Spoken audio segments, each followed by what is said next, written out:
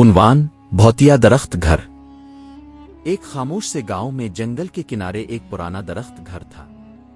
बरसों से कोई भी इसके अंदर नहीं गया था क्योंकि गांव के बच्चे मानते थे कि ये भौतिया है। रात के वक्त दरख्त घर से अजीब आवाजें आती, चरचराहट, सरगोशियां और कभी कभी हंसी भी। एक शाम तीन दोस्त सलीम, लाबा और माजिद ने एक दूसरे को चैलेंज किया कि वो दरख्त घर जाएं। ये तो बस एक पुराना दरख्त घर है, माजिद ने बहादुरी से कहा। ये भूतों वाली बातें सब कहानियां हैं। सूरज ढल रहा था जब वो जंगल की तरफ निकले।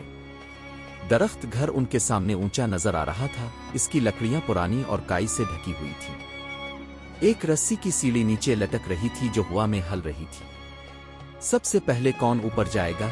लाबा ने कांपते हुए कहा। मैं जाऊंगा, सलीम ने कहा खौफ छुपाने की कोशिश करते हुए। वो सीढ़ी पकड़कर आहिस्ता आहिस्ता ऊपर चढ़ने लगा। बाकी दोस्त भी दिल की धड़कनें तेज किए पीछे पीछे चले गए। दरख्त घर के अंदर अंधेरा और धूल भरा था।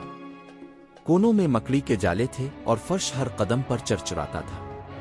अचानक दरवाजा खुद ब खुद जोर से बंद हो गया, जिससे सब चौंक गए। ये सिर्फ हुआ थी, वो माजिद ने कहा, लेकिन इसके लहजे में यकीन नहीं था। जब उन्होंने चारों तरफ देखा तो एक पुराने संदूक पर नजर पड़ी जिस पर अजीब निशान बने हुए थे। चिल्लू, इसे खोलते हैं, सलीम ने कहा तजस्सुस के मारे। जब उन्होंने संदूक खोला तो अंदर एक छोटी चमकती हुई किताब निकली। जैसे ही लाबा ने इसे छूने की कोशिश की, किताब खुद ब खुद खिल गई और उसके सफ़हात तेजी से पलटने लगे। एक धीमी आवाज सरगोशी की, तुम यहां क्यों आए हो? बच्चे चीखने लगे और भागने की कोशिश की, लेकिन दरवाजा बंद था। अचानक कमरे के एक कोने में एक साया नजर आया। वो एक छोटी बच्ची थी। इसका चेहरा सफेद और आंखें मध्यम रोशनी से चमक रही थीं।